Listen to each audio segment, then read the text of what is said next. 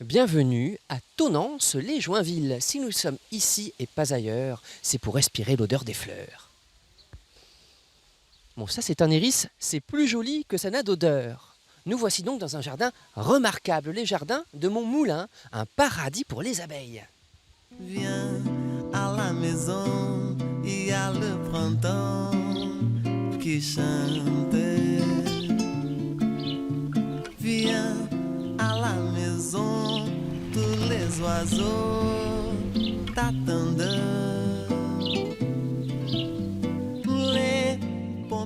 C'est un parc qui se visite du jeudi au dimanche jusqu'en octobre.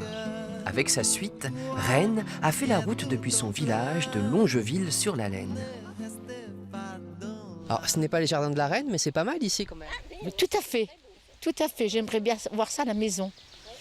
Voilà. Vous étiez déjà venu ? Oui, c'est la deuxième fois. L'une des idées de ces jardins est que l'on puisse entendre l'eau où que l'on se trouve. Voici le magicien en chef, Philippe Lefort. Une très belle descente. Oui, hein, et puis valorisé par les népétas là, qui bordent l'escalier. Les jardins de Montmoulin abritent 6000 variétés de plantes. Parmi elles, Philippe Lefort a développé une prédilection pour une famille de fleurs, les pivoines. Pourquoi cette passion pour les pivoines, Philippe ?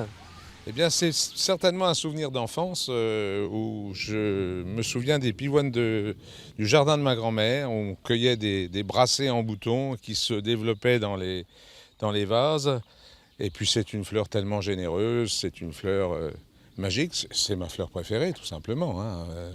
Alors il y a une expression qui dit être rouge comme une pivoine, quand par exemple on me surprend sous ma douche, mais elles sont loin d'être toutes rouges. Ah non, loin s'en faut, hein. Les pivoines sont aujourd'hui du blanc au rouge pourpre, en passant par toutes les déclinaisons, double, semi-double, simple, etc.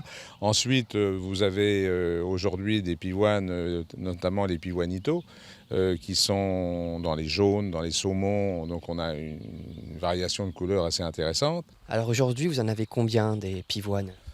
On approche les 800 variétés pour l'instant, puisqu'on est en recherche perpétuelle de pivoines qu'on n'a pas. Après, c'est l'âme du collectionneur qui rentre en ligne de compte. Sa quête a mené Philippe jusqu'en Estonie, d'où il a ramené quelques précieuses variétés. Créées par deux horticulteurs lorrains, Victor Lemoine et Félix Crous, certaines de ces fleurs avaient disparu de notre pays. Les noms des variétés de fleurs sont parfois très amusants. Là, il y a Magical Mystery Tour, comme une chanson des Beatles. Et ici, Going Bananas. I'm going bananas, and I feel like my poor little mind is being devoured by piranhas. But I'm going bananas.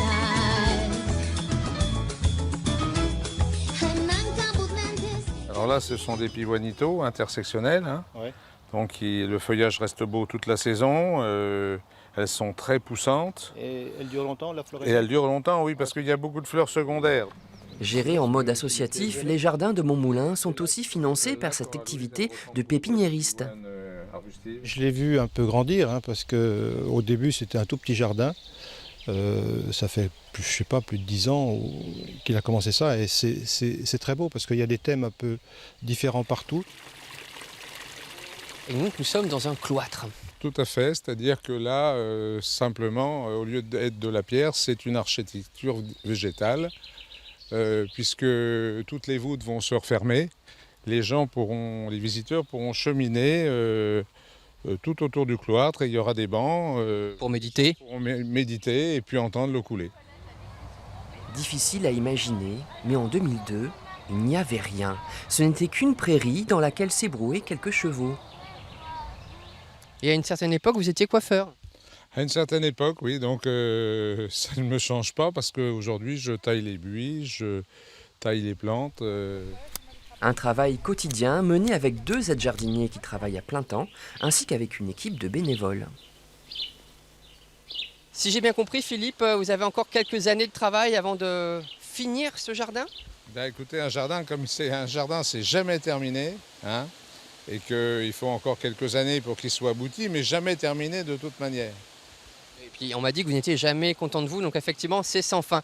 Nous étions à Tonnance-les-Joinville. La prochaine fois, nous serons ailleurs, en Champagne-Ardenne. Oh, une libellule!